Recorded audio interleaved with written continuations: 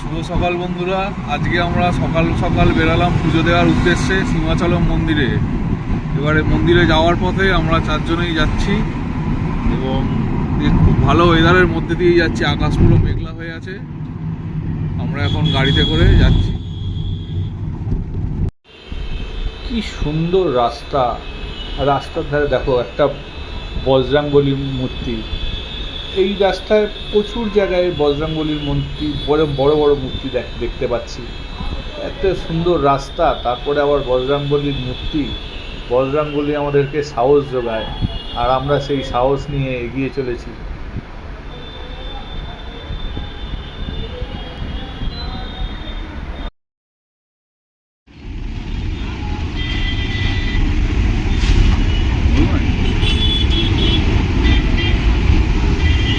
আগে ব্রেকফাস্ট, এখানকার পুরি বাবা কি বড় বড়, বাবা আমাদের মানে রুটির চেয়েও বড়।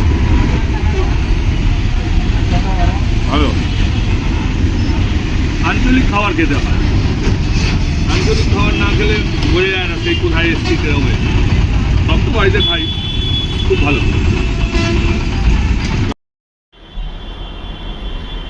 কি সুন্দর রাস্তা, দারুণ। সত্যি সাউথের রাস্তাঘাট এত পরিষ্কার পরিচ্ছন্ন, একদম প্লেন, কোনো জায়গায় একটা ছোট্ট গর্ত অবধি নেই। আর রাস্তার দুধারে এত সুন্দর সবুজ গাছ, মানে কি বলবো, দারুণ লাগছে, দারুণ। মানে এই কথা না, মানে মুখে বলে বোঝানো সম্ভব নয়। এত সুন্দর, এত সুন্দর। আস্তে আস্তে আস্তে আস্তে আমরা একটু ওপরের দিকে উঠছি।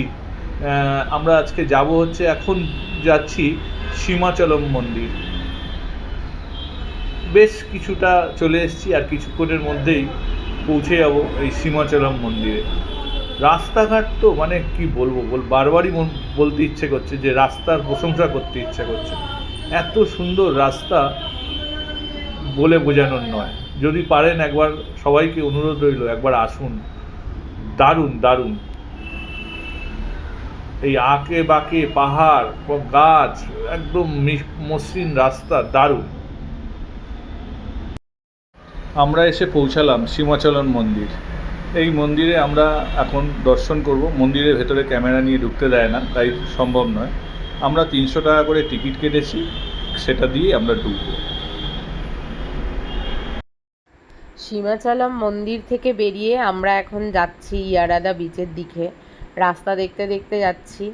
একটা জায়গায় দাঁড়িয়েওছি, পাখির আওয়াজ যেখানে শোনা যাচ্ছে, আর ফাঁকা চারদিকটা খুব সুন্দর লাগছে। ওই জন্য একটু দাঁড়িয়েছি। আমরা চারজনেই ভাবলাম একটু দাঁড়িয়েও নিই, একটু গাড়ি থেকে নেমে হাঁটাহাঁটিও করে নিলাম। অনেকক্ষণ তো বসে আছি, এরপরে আর সুন্দরও লাগছে। এখন প্রায় 2টো বেজে গেছে এখানে, তো সেই জন্য ভাবলাম যে এবার একটু দাঁড়িয়ে নিই। দেখতে দেখতেই আমরা এসে গেছি ইয়ারাদা বিচের কাছে। খুব সুন্দর জল, একদম স্বচ্ছ জল লাগছে, ভালো লাগছে। পাহাড় আর সমুদ্র তো এইভাবে আমরা আগে দেখিনি। দীঘা পুরীতেই আমরা বারবার যাই, কিন্তু সেখানে শুধু বালি পেয়েছি জলের মধ্যে। এরকম পাহাড়ও মিশে আছে জলের মধ্যে, এটা তো আমরা আগে পাইনি। খুব আওয়াজও হচ্ছিল জলের।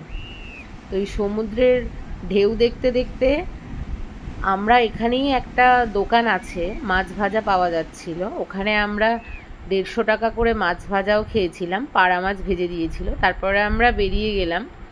ওখানে আমাদের ঘোরা হয়ে গেছে।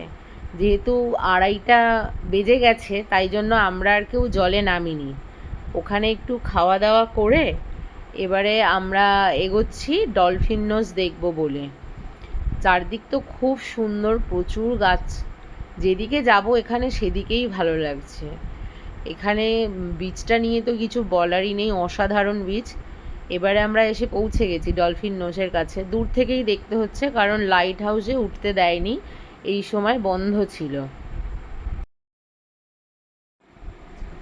ওখান থেকে বেরিয়ে আমরা এখন যাচ্ছি টেনেটি পার্কের দিকে। ওখানে ঘুরবো কিছুক্ষণ।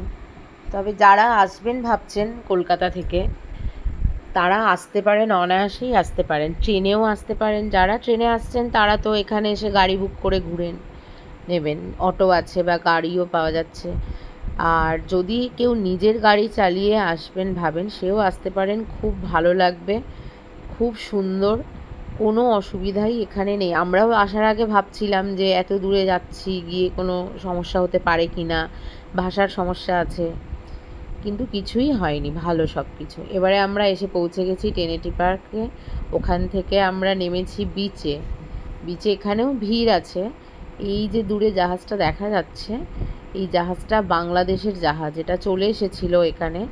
তারপরে ভারত সরকার ওখানে খবর পাঠিয়েছিল নিয়ে যাওয়ার জন্য, কিন্তু ওনারা নেয়নি, এখানেই আছে, রেখে দিয়েছে, এখানে যত্ন করেই রাখা আছে।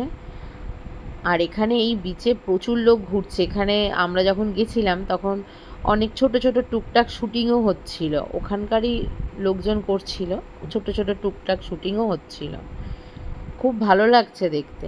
এরপর আমরা ওখান থেকে বেরিয়ে গেলাম।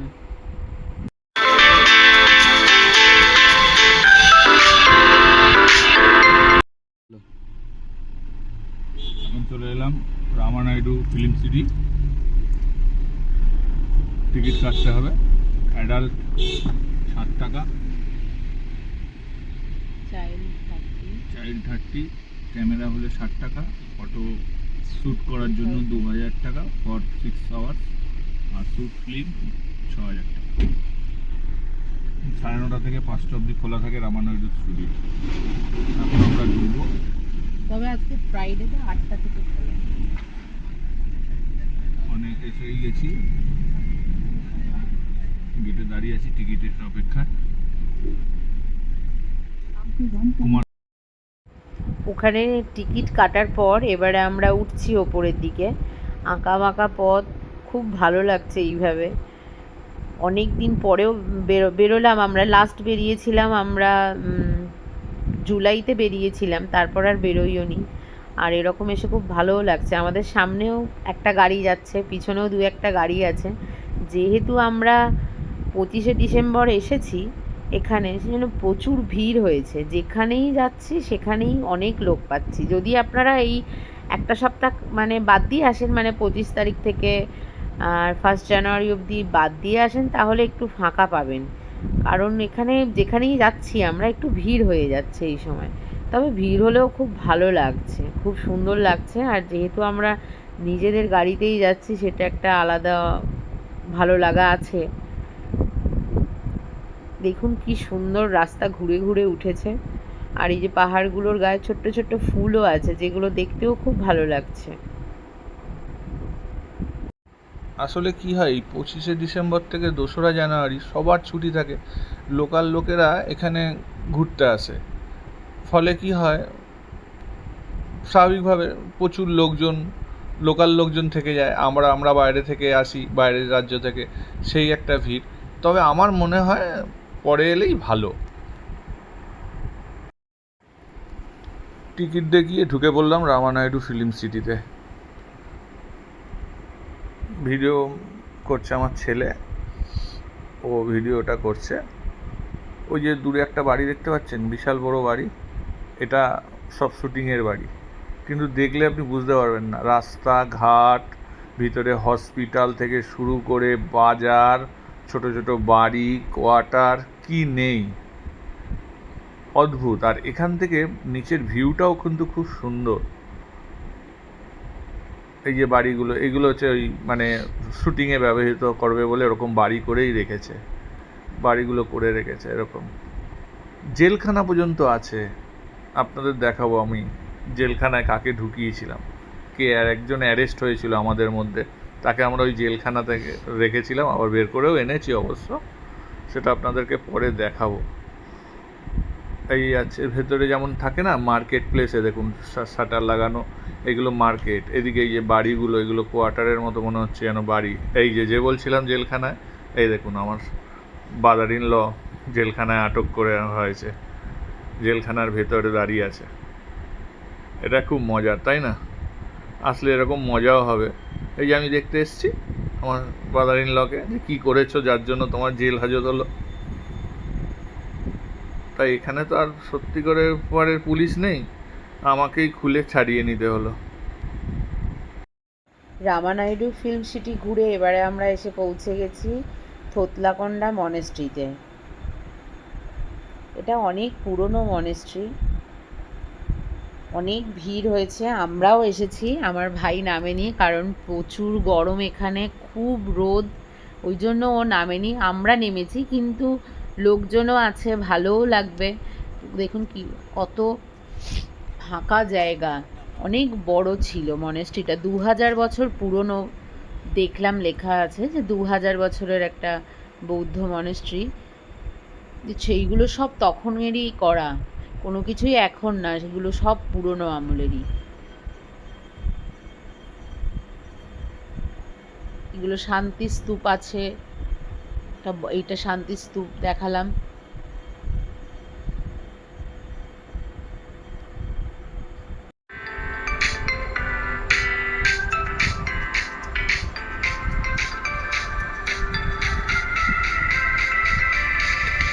থোতলাকন্ডা মনেস্ট্রি দূরে, এবারে আমরা থোতলাকন্ডা বিচে এসে গেছি। জলের কি তেজ দেখুন এখন। অনেক ভিডিও আমরা এখানে আসার আগে দেখেছি, যখন আমরা বাড়িতে ছিলাম তখন দেখেছি যে এতটা ঢেউ থাকে না, আর ন্যাচারাল আর্টের নিচে তো থাকেই না। কিন্তু আমরা যখন এখন এসে দেখছি যে প্রচুর ঢেউ, মানে এত ঢেউ যে এইগুলোর পাহাড়গুলোর ওপরে ছোটো ছোটো যেগুলো দেখা যাচ্ছে, সেগুলোর ওপরে দাঁড়ালে আমাদের জামা জুতো সব ভিজে যাচ্ছে, আর বালি যেন নিয়ে চলে যাচ্ছে, এত জোরে আসছে, এসে বালিগুলোকে নিয়ে চলে যাচ্ছে। যে এখন কিন্তু এখানে জল আসছে। এখানেও ভিডিও ছিল, কোনো কারণবশত আমাদের ভিডিওগুলো ডিলিট হয়ে গেছে, তাই আমার কাছে যে স্টিল ফটোগুলো তোলা ছিল ওগুলো দিলাম। এই যে আমার ভাই দাঁড়িয়েছে, আর জল এসে ওর জামাটা পুরো ভিজিয়ে দিয়ে চলে গেছে। এবারে আমরা এসে পৌঁছে গেছি কৈলাসগিরিতে। এখানে ভিড় দেখুন, দেখা যাচ্ছে না দূর থেকে শিব পার্বতীকে, মুখটা দেখা যাচ্ছে শিব পার্বতীর, কিন্তু একদম নিচে থেকে দেখা যাচ্ছে না। এত ভিড় হয়েছে আজকে। টয় ট্রেনের জন্য লাইন দিয়ে আমরা টিকিট পাবো না বলে আর দাঁড়াইনি।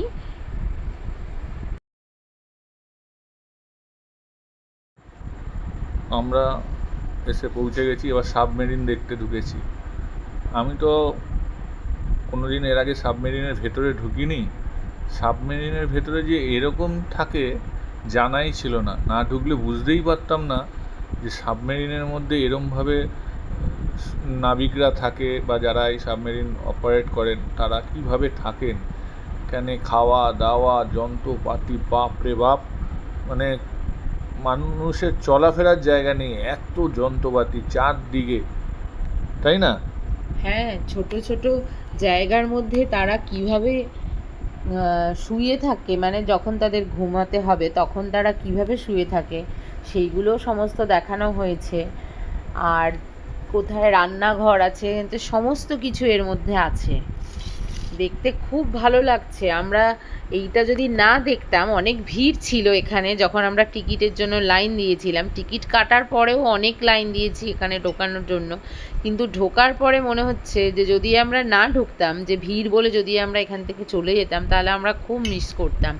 এত ভালো লাগবে এটায় ঢোকার পরে। যারা থাকে এখানে কত কষ্ট করে থাকে, কিন্তু আমরা তো বাড়িতে থেকে সমস্ত কিছু পেয়ে যাই, কিন্তু যারা বাড়ির লোকজনকে ছেড়ে, বাড়ি ছেড়ে দিনের পর দিন এখানে থাকে, তারা সত্যি কত কষ্ট করে থাকে। সমস্ত কিছু দেখানো হয়েছে। সবটাই আমাদের সুরক্ষার জন্য। খুব ভালো লাগবে এখানে। দেখুন এখানে যে তারা এইভাবে একটা জায়গার মধ্যে দুজনের শোবার জায়গা, একটা ওপরে একটা নিচে, সেটাও দেখানো হয়েছে।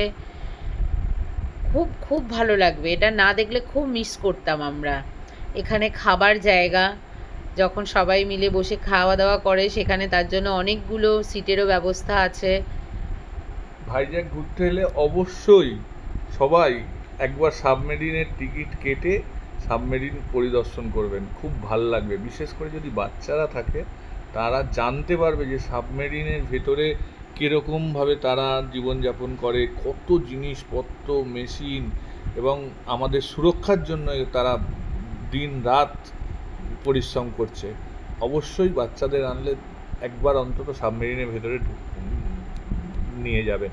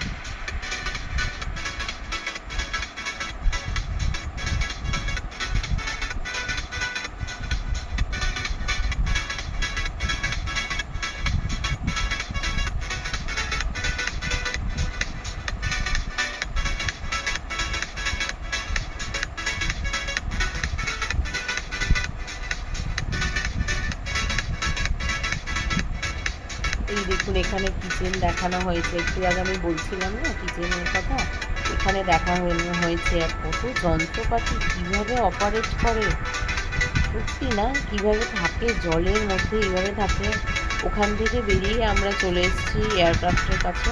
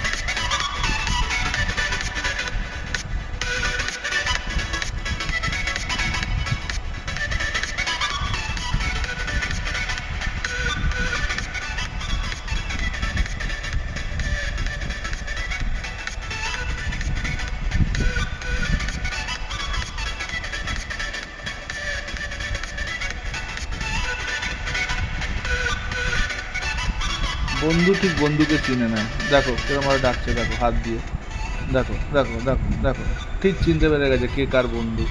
এটা আমার ছেলে, ওকে ডেকে ঠিক ও ডাকছে। এটা হচ্ছে ফিশ হারবার, আমরা এসছিলাম দেখতে।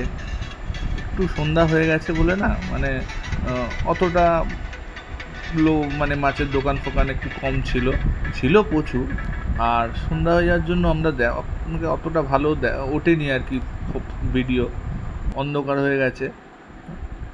বিশাল সমুদ্র, সব মাছ ধরার ট্রলারগুলো এসে সারি দিয়ে দাঁড়িয়ে আছে, মানে কয়েক হাজার হাজার ট্রলার মাছ নামাচ্ছে, তুলছে, যেগুলো আমাদের প্যাকেজিং হচ্ছে, হয়ে এগুলো আবার চলে যাবে আমাদের কলকাতা নানান দিকে। এই দেখুন নামাচ্ছে কিরকম ভাবে, একদম সব মাছগুলো টাটকা টাটকা, দেখে খুব ভালো লাগছে। আগে আমি আসতে চাইছিলাম না, শুনে বলছিলাম যে না ওখানে যাব না, ওখানে মাছের ওখানে গিয়ে কি করব, কিন্তু এখন এসে দেখছি যে না না এলে তো এগুলো খুব মিস করে যেতাম না।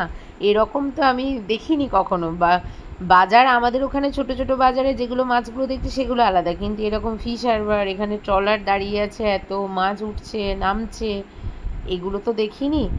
ভালো লাগলো এই যে মাছ ঢালছে, চুবড়ি করে করে মাছ এত এত ঢেলে দিচ্ছে। এগুলো তরোয়াল মাছ জানো তো, আসলে আমরা এটা খাই না তো ওই জন্য আমি চিনি না, যেটা তুমি বাজার থেকে আনো সেটা আমি দেখি, এই যে এই আনা হয় না বলে আমি এই চিনি না। গাড়িতে করে, এটা কিন্তু রেফ্রিজারেটর গাড়ি, মানে কোল্ড স্টোরেজ গাড়ি, এই গাড়িতে করে মাছ সব আচ্ছা। চলে যাবে।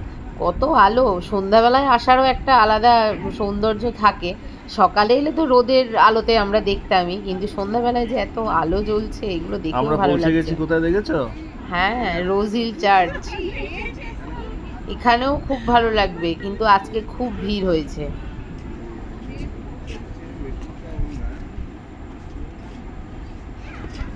ভাইজাগের এটা একটা বিখ্যাত চার্চ।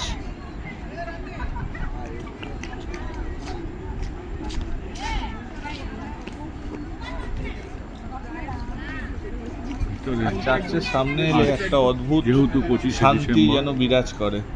ভিতরে ফটোগ্রাফ গতকাল 25শে ডিসেম্বর ছিল, আজ 26শে ডিসেম্বর, বিশেষ একটু কম ভিড়, কিন্তু তাতেও প্রচুর লোকাল লোকেরা প্রচুর ঘুরতে আসে এই চার্চে। কিছু আমরাও গেছি, এই যে চার্চের ভেতরটা খুব ভালো লাগছে আমাদের এই কারণে। অনেক অনেকেই আছেন যারা এখানে প্রে করতে এসেছেন, তারা প্রে করছেন। আমরা ঢোকার পরে দেখলাম যে ভিড় আছে এখানে, তো আমরা কিছুক্ষণ থেকে তারপর এখান থেকে বেরিয়ে চারপাশটা আমরা ঘুরছিলাম। বাইরেও আছে এরকম করা আছে, ভিতরেও অনেকে করছে, বাইরেও অনেক লোকে আছেন। প্রভু যিশুর ছবি।